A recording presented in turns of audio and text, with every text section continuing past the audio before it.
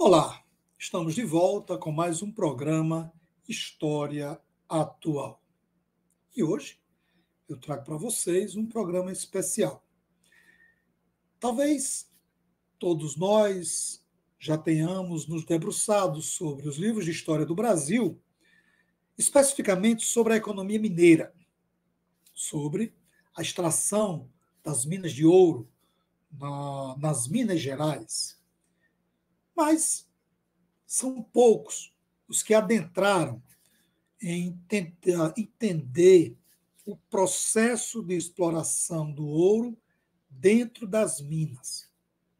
A gente sabe que a mão de obra escravizada veio de algumas regiões do continente africano, mais precisamente da costa da mina. Mas como era feito essa exploração? Como eram escolhidos os homens e as mulheres que trabalhavam nas minas? E as crianças? Elas eram utilizadas? E como eram os critérios para se escolher a criança, o tamanho das pessoas, a altura? Como era todo esse processo? Você já se preocupou em fazer essa leitura para entender o alto grau de exploração dos africanos e africanas que vieram escravizados para o Brasil e aqui aos milhares foram mortos pela força, pela repressão, pela opressão, pela desumanidade do processo colonizador.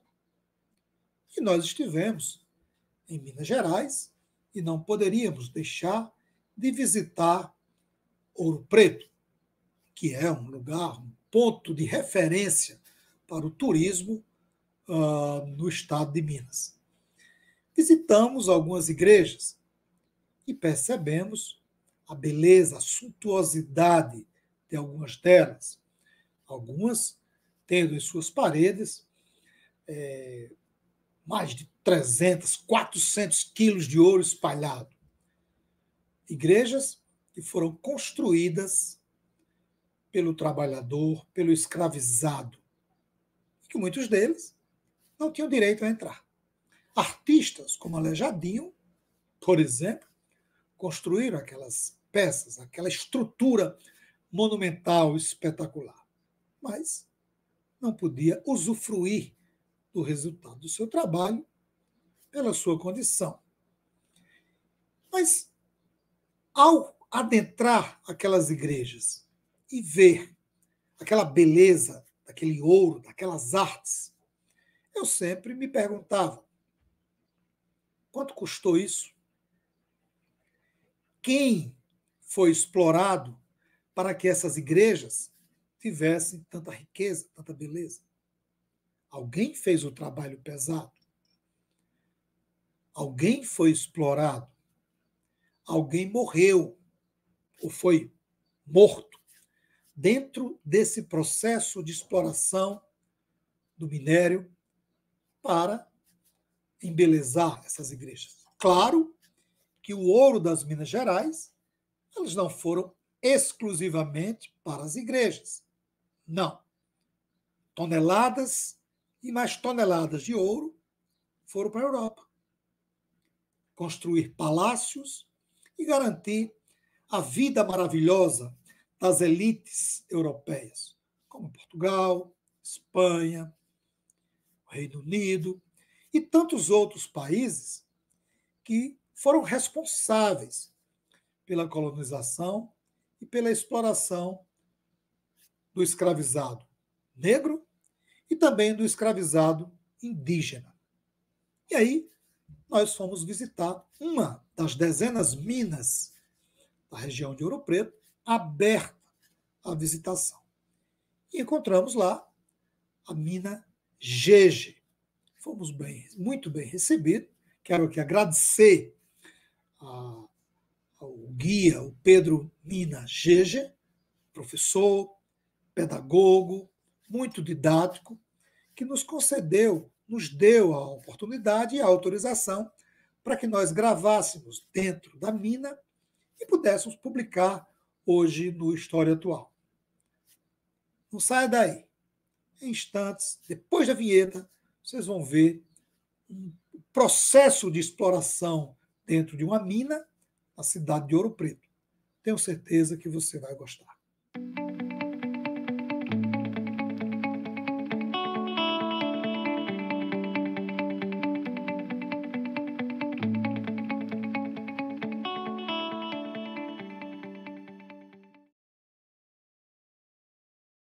Olá pessoal, meu nome é Pedro, sou um dos guias da Mina Gede aqui em Ouro Preto. A importância do nosso trabalho é principalmente a questão do pertencimento, tá?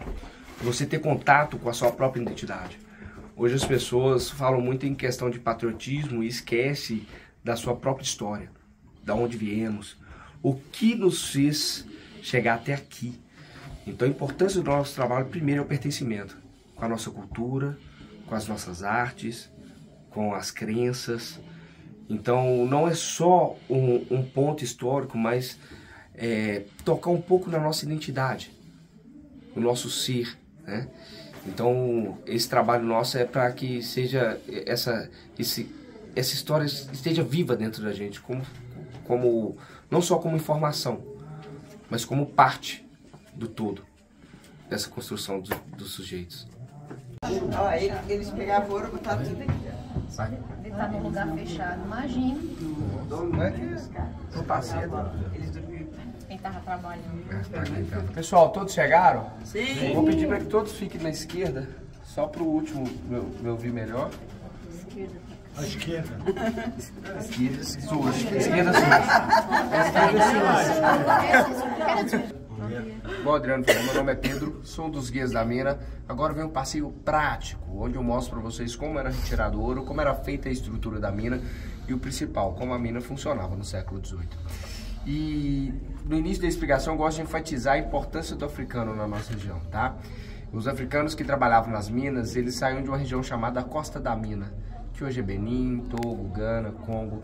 Lá os africanos já dominavam a técnica de extração de recursos naturais, então vem para o nosso país com mão de obra qualificada. E chegando na nossa região, por exemplo, o Itabirito, que é essa rocha, ele é muito poroso, ele passa muita umidade, vocês podem encostar nas paredes, é bem geladinho. O que está brilhando no teto é água, tá? Só para deixar claro, água. Pode tocar, gente, para quem não acreditar, pode tocar, tá? A segunda coisa é que todo ouro desse bloco rochoso ele é em pó. Ouro de pepita é ouro de rio, de aluvião. Além do ouro ser em pó, ele não brilha pelo seu nível de pureza, uma média de 24 quilates. Então, caso vocês vejam algo brilhando nas paredes, não é ouro, tá? O ouro a gente não consegue ver ele a olho nu. Precisa de fazer separação. E muitas vezes, para fazer separação, eles confiavam em uma parte impermeável na rocha, que são os veios de quartzo, porque eles deduziam que o ouro, por ser em pó, ele passava por dentro da rocha, junto com a umidade, chegava no ponto impermeável, que eram os veios de quartzo, acumulava, solidificava e formava os veios. Então eles deduziam que onde tinha o quartzo, tinha um veio de ouro logo acima. Retirava esse material, levava para fora, triturava, fazia separação através de bateias. Para quem não conhece as bateias, é como se fosse uma peneira, sem furos, colocava o material lá dentro junto com a água, movimentos circulares, o rejeito sai pela lateral e o ouro ele é mais denso, ele é pesado. Por decantação ele fica no fundo da bateia. Esse processo todo manual, igual a abertura da mina. Toda manual, através de picaretas, ponteiros, alavancas, marretas. Essas ferramentas eram guardadas nessas duas bancadas. Trabalhava em média de 12 a 14 horas por dia. A alimentação que era muito escassa, tá? Porque o solo de Ouro Preto tem muito minério de ferro. Então, é ruim para o plantio. Então, toda a alimentação vinha de fora. Então, era extremamente caro. Igual o sal, 1 quilo de sal era quase 1 quilo de ouro, por exemplo. Tá? Então, eles alimentavam basicamente quando entrava e quando saía na mina. Ok? Alguma dúvida, pessoal? Pode perguntar, tá? Pode levantar a mão, perguntar. Ok? Sim. Mostrando aqui a ouro para nós jovens. Ah, ouro. 3 a 5 gramas de ouro por tonelada de material retirado, em média, tá? Para tirar um bocado tem que trabalhar bastante, ok? Durante o passeio vocês vão perceber esses buraquinhos nas paredes, no lado esquerdo de vocês, tá? É onde colocavam lamparinas ou candeeiros, modo de iluminação da época. Essas lamparinas e candeeiros feitas de óleo, porque óleo tem baixa combustão, ilumina por mais tempo. O problema do óleo é que ele emite gás carbônico, num lugar confinado isso é ruim. Então, para eles não morrerem intoxicados, eles capturavam pássaros, colocavam em gaiolas no teto da mina. O ar vai ficando rarefeito, o pássaro, por ser mais sensível, vai morrer primeiro. Então, quando o pássaro morria, era o alarme, para que todos saíssem imediatamente dos túneis. Ok? E repita só o tempo. O tempo de trabalho? Não, o período que eles começaram. O período aqui nas minas começa em meados de 1712 a 1715 e o auge mesmo vai até 1820, assim, sabe? Porque depois começa a ficar escasso. Não é que escasso, mas é que eles exploraram toda a superfície. Porque ainda tem ouro aqui na região. Mas para retirar esse ouro teria que acessar o subsolo, fazer uma mina a céu aberto. Tá? Mas ainda continua tendo exploração, mas não igual no século XVIII. Meados do século XVIII aqui chegou a ter 120 mil habitantes. Quase 90 mil escravizados. Era uma das regiões mais populosas das Américas. Então era muita gente aqui. Tá? Tranquilos, pessoal? Tranquilo. Vamos seguir, eu peço para vocês 2 cuidados. O primeiro é com o piso, ele é um pouquinho irregular, pode segurar nas paredes, não tem problema. O segundo é com o teto. Chega uma parte aqui, no início, é 1,60 m, mas é só a pequena parte, depois aumenta novamente. Vamos passar por um túnel onde tem uma plaquinha proibida a entrada. Vocês passam por esse túnel, tirem fotos que eu vou estar explicando o túnel logo à frente, ok? Vamos lá? Estamos aqui na mina GG, em Ouro Preto, uma das principais minas do período colonial. Cuida aqui, muito buraco aqui. Terreno irregular, vocês podem ver o percurso estreito.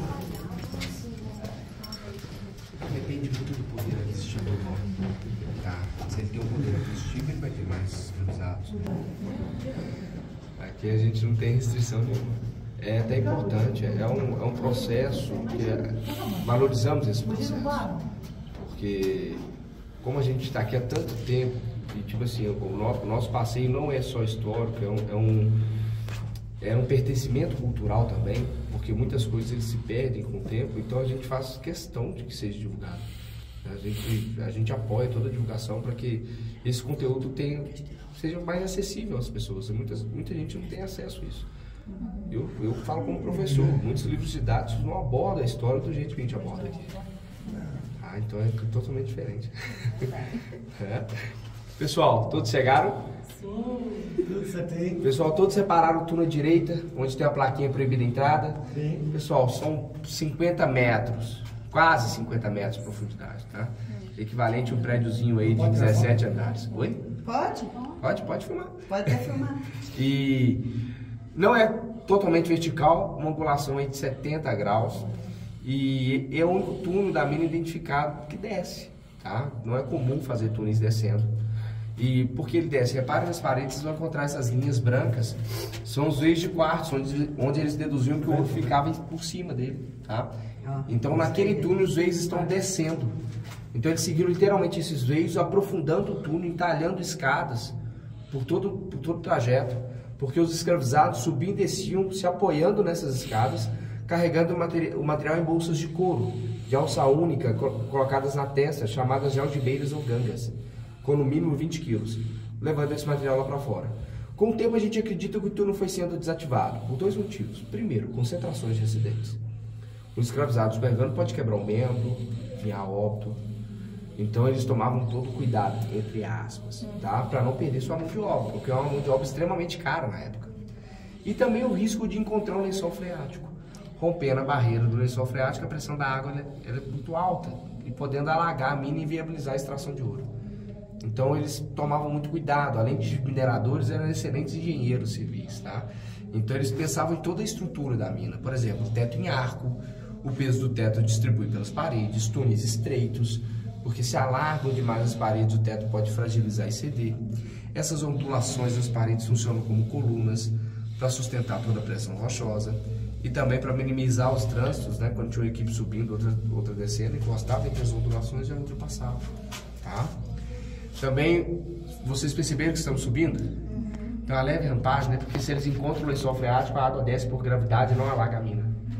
Tá? Então eram técnicas de segurança e manter a estrutura, tá? Então eles pensavam em tudo, extremamente inteligentes. Eu falo que a tecnologia que eles trouxeram para cá no século XVIII era algo assim, surreal, assim, sabe? Era um conhecimento muito amplo, não só da área da mineração, da construção civil, tá? Principalmente a gente percebe essas construções, né, no centro histórico, mas quem fazia a parte pesada eram os escravizados, quem entalhavam as rochas eram os escravizados. Então, eles traziam um conhecimento muito amplo, assim, sabe? Alguma dúvida até aqui, pessoal? Não. Tranquilos? Então agora eu vou contar para vocês como funcionava a mina no século XVIII. Aqui dentro só trabalhavam os homens, tá? Os portugueses, eles tinham uma estranha mania de criar lendas para manter a ordem, tá? A mulher não trabalhava aqui dentro porque eles falavam que a mulher traria má sorte e a mina podia desabar, tá? Igual aquela história que manga com leite faz mal, né? Era para o escravizado não estar bebendo leite porque o leite seria vendido, eles só tinham acesso à fruta. E aqui eles falavam que a mulher traria má sorte é porque a mulher tem maior capacidade de esconder ouro, cabelos, unhas, partes íntimas. Tá? Então as mulheres trabalhavam lá fora com constante vigilância. Os homens, por sua vez, entravam nus ou seminus para não esconder ouro, mas toda vez que saia da mina era revistado. Aqui na mina tinha um capataz, tipo o capitão do mato, que olhava, revistava os escravizados, olhava as construções, tá? Porque o dono da mina não entrava, ok? E a expectativa de vida trabalhando aqui dentro, 10 a 15 anos no máximo, tá? Muitos morriam de pneumonia, tuberculose, viroses, mas tinha uma doença aqui dentro que matava em larga escala, que é a silicose. Quando quebra o material, solta um pó acílico, inalando a sílica que petrifica os pulmões. Então isso matava em larga escala. E desculpa a maneira que eu falo agora, o dono da mina não tinha um poder aquisitivo suficiente para estar trazendo o africano. Demorava meses para chegar aqui. Tá? Então eles começaram a aderir à técnica de reprodução em massa. Tá? Selecionavam o reprodutor, as parideiras, seguindo a genética da região da costa da mina. Qual que era a genética da região da costa da mina? Eram africanos baixos, 1,40 m, 1,50 m de altura. Por isso que tem pontos na mina que são bem baixinhos. Começa a reparar a população do Ouro Preto. Ela não é alta, tá? Os guias da mina, eu acho que o mais alto aqui deve ter no máximo 1,70 m, tá? Então a gente é baixinho, a população é baixa, tá? E selecionavam o reprodutor aparelheiro, forçavam essa reprodução, gerando filhos, futuras mãos de obras, tá? Os filhos nasciam, eram retirados da mãe, levados para a ama de leite, tá? Para não começar a ter esse vínculo materno, para não gerar revoltas, tá? Então, às vezes o pai e a mãe estavam trabalhando do lado do filho e nem sabia, ok? Então, com uma certa idade, ele já vinha para a mina para aprender a técnica com os mais velhos para substituí-los futuramente. Entravam com a média aí de 8 a 10 anos de idade. Tá? Se ele entra com 10, vai viver no máximo até os 25, ok? Alguma dúvida até aqui? Podem perguntar, tá, gente? Qualquer dúvida, ok? E a mulher também ela tinha expectativa de vida baixa, tá? Por quê? A função da mulher é ter filhos. Então a parideira ela tinha uma meta de ter um filho por ano, tá? Todos os partos eram naturais. A incidência de hemorragias, infecções era muito alta, tá? Não tinha um repouso adequado entre uma gestação e outra. Então a reposição de vitaminas e nutrientes, principalmente por conta da alimentação que era bem escassa, demorava mais tempo. Então ela não tinha um repouso adequado e cada gestação ela ia ficando cada vez mais fraca. Então na sua quarta, quinta gestação, ela já estava falecendo, tá? Então era bem precário na época, ok? E só de ter o controle genético, pessoal, dos pais, do tamanho dos pais, não garantiu que seus filhos seriam baixos. Sempre tinha um jovem que crescia demais. E quando esse jovem estava ultrapassando a média da sua estatura, ele era castrado, porque acreditava que a castração inibia o crescimento. Mas a verdade mesmo era só para ele não reproduzir filhos altos, tá? Então embriagava os jovens de cachaça para não morrer de dor, utilizava um equipamento que chama castrador, tá? Que é o alicate, bate, rompe, esmaga, não utiliza e fica estéril, tá? De 2 a 3 semanas já estaria recuperado e vai trabalhar em outros locais, não vai trabalhar dentro da mina, porque ele é alto.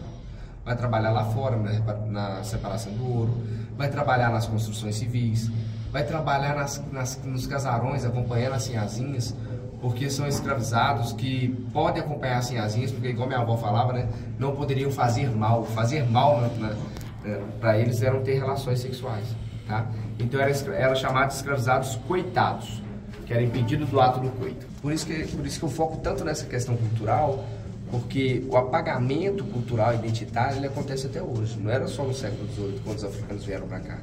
Então, por exemplo, aqui tinha 5 guardas de congado, por exemplo. Hoje tem 2. 5, 6 grupos de capoeira. Hoje tem 1. Então, o nosso processo aqui na mina não é só deixar visível essas informações, mas também manter essa cultura, para que esse apagamento não acabe com tudo. Parte final do passeio. Tá? Andamos quase 160 metros, chegamos no salão, um ambiente mais alto, mais largo, totalmente diferente das estruturas embaixo, né? É porque aqui é uma região de acidente da época, tá? Porque onde vocês estão existia uma enorme concentração de quartos. Então, na dedução deles, onde tem quartos, tem ouro. Fugiram um pouco da sua arquitetura, alargaram todo o túnel, retiraram todo o quarto. Com o tempo, o teto não aguentou e acabou cedendo, formando o material que pisamos. Se isso não tivesse acontecido, a gente ia passar debaixo dos nossos pés e continuando o túnel de 1,40 m atrás de vocês, tá? Esse túnel ele não é mapeado porque tem vestígios desse acidente, tá? Hoje o Ouro Preto é patrimônio, não pode tocar em nada, nem para exploração e nem para modificação de nenhuma mina, tá? Então deixamos do jeito que está. Deixa lá, né? Deixa lá, quem tirou, tirou, quem não tirou, não tira mais, né? Então, mas estimamos que tenha mais de 200 metros de extensão. Tem um túnel à direita, quem está na esquerda, olhar para baixo, pode segurar o capacete, olhar para baixo à direita, tem um túnelzinho bem pequenininho. Ele tem 50 centímetros de altura, 50 centímetros de largura, em torno de 220 metros, 250 metros de extensão. Dá um salão um pouco menor que este, repleto de água. É o bolsão d'água que temos aqui na mina. Vocês perceberam as mangueiras do chão? Onde capta essa água, leva lá para fora, abastece a mina e as casas vizinhas, tá? Muitas pessoas abastecem suas casas através de água de mina, ok? Mesmo depois desse acidente, eles não pararam de produzir, tá? Eles começaram a escavar este túnel aqui, ó. O seu piso acompanha a altura dos escombros. Lá dentro são 3 ramificações, uma direita, uma central e uma esquerda. Todos 50 por 50, cada ramificação com a média aí de 100 metros cada uma. A diferença das 3 ramificações lá dentro é que a central, ela dá na segunda entrada da mina. Tá no terreno vizinho, então tem a ventilação passando por nós, por isso não temos dificuldade de respirar aqui dentro. Ok? Por isso que é bem tranquilo fazer o passeio. Alguma dúvida sobre a estrutura? Como Deus, vocês fizeram esse mapeamento todo desses túneis 50 por 50? Só lá? Como é que... Não, é acessando mesmo. Na mão. É acessando mesmo. Tem uma equipe, a mina hoje ela tem um croquis, né? Ela é geológica e bombeiros. Eles acessam todos os túneis para ver se fazer os testes, para ver se teve alguma movimentação rochosa ou até mesmo intervenção humana, tá? Se tiver alguma alteração no croquis, fecha a mina, não pode ter visitação e para a visitação para fazer estudos. Okay? Você falou que a água, o pessoal preto é água acessível, né? Não contém muito minério essa água? Pois é, como é que eles estão consumindo toda essa água? As pessoas acabam consumindo. Ouro Preto tem um grande problema, pedra no cinza. Por conta disso, tá? A galera consome e o teor de ferro ele é alto. Não é alto, assim, absurdamente, mas é um pouquinho mais elevado que o normal, tá? Mas a galera acaba consumindo. Mas não faz mal? Porque a longo prazo. A longo prazo faz. Faz, né? Faz, a longo prazo faz. Mas a população não liga muito não. Vai continuando usando. Ok? Mais alguma dúvida, pessoal? Não. Tranquilos? Eu esqueci de falar a questão também dos escravizados castrados. Eles também poderiam ser vendidos, tá? Para trabalhar a lavoura. Ok? Patrícia, vem aqui, a gente tira uma foto. Alguma dúvida, pessoal? Esse daqui, só repetindo isso aqui, vocês viram. Esse aqui é a continuação do túnel de 1,40 m. Passava debaixo dos nossos pés e continuava aqui, ó. Bem ali. Isso lá. 50 era escavado por crianças. Vocês lembram que elas entravam com 8 a 10 anos de idade? Ah, sim. Quanto menor o diâmetro do túnel, maior a sua sustentação. A gente chega em um período da rocha que ela é um pouco mais frágil. Não é igual no início, que tem muita presença da argila, por exemplo. Tá? Então, quanto menor o diâmetro do túnel, os túneis começam a ficar menores. 1,40 m, 1,30 m, 50 por 50. E às vezes quem conseguia fazer esses túneis para as crianças. Tá? Só para deixar claro, tá, pessoal? Na época não tinha denominação de criança não, tá? Era adulto em miniatura, igual na Revolução Industrial. Eu falo sempre nas minhas aulas que o período de escravidão aqui no Brasil foi ensaio para a Revolução Industrial. Quando os meninos falavam assim, pessoal, mas as crianças trabalhavam nas minas de carvão na Inglaterra. Ih, filho, em 1800 isso aqui já acontecia há muito tempo, tá? Então eu falo que isso aqui foi um ensaio. Além de ser um ensaio para a Revolução Industrial, nosso ouro financiou ainda, que é o mais indigno. Ok? Alguma dúvida? Tranquilo? Pessoal, muito obrigado pela atenção. Aqui encerra a explicação. Pode? Quer pergunta? Não? Quando uma pessoa, por exemplo, morria dentro dessas partes aqui da caverna e tal, da mina, como é que a pessoa era retirada? Porque é tudo muito apertadinho, tudo muito baixinho, tudo muito... Era a mobilização que tirava na hora, porque aqui é muito fechado e qualquer odor fica. Se alguém entrar com um perfume forte aqui, eu vou entrar depois e vou sentir o perfume. Ele fixa muito bem aqui. Então, suas necessidades eram feitas lá fora. Se alguém morria aqui na época da produção, eu levava lá pra fora. Não ficava nada aqui dentro. Mobilizava. Eles tinham a preocupação de enterrar em algum lugar? Não, né? Não. É um problema muito grande porque não tinha espaço, eles não tinham um local. Igual a gente vai ver que depois foi ser construída a igreja de Santo Efigênio, por exemplo. Que é a igreja para os negros, tá? Porque tinha que ter aquela catequização, né? Mas acaba que eles conseguem burlar um pouco isso e trazer um pouco do sincretismo também, tá? E o sincretismo fica muito forte por conta disso. Mas na época não tinha esse olhar, né? Porque, igual eu falo, muitas pessoas perguntam, por que eles eram em grande quantidade e não tinha revoltas? É porque era um processo, né, bem didático assim, planejado, tá? Desde a vida da África para cá. Então, chegando aqui, você é um apagamento identitário. Você não pode cultuar sua crença. O que você entende de artístico, cultural, você não pode fazer, porque é demonizado. Então, você só faz o que a igreja permite, né? Então, você acaba tendo esse apagamento. Então, fica mais fácil para dominar, tá? E você vai se entender. E alguns discursos enfatizam muito que você é um objeto para o trabalho, né? Por exemplo, quantos discursos? O escravizado é um animal racional feito para o trabalho. É um indivíduo sem alma, né? Então, você chega em um momento quando ele é catequizado, ele ganha outro nome. Ele ganha outro nome e ele tem direito a meia alma. Ele tem direito a uma alma inteira.